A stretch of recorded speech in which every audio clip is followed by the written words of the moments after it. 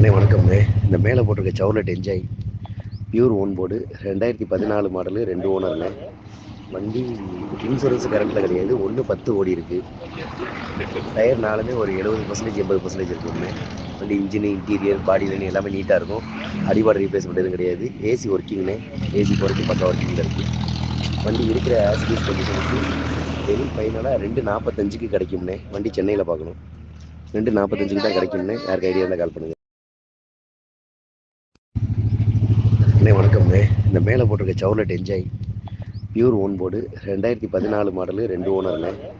வண்டி இன்சூரன்ஸ் கரண்ட்டில் கிடையாது. 1/10 ஓடி இருக்கு.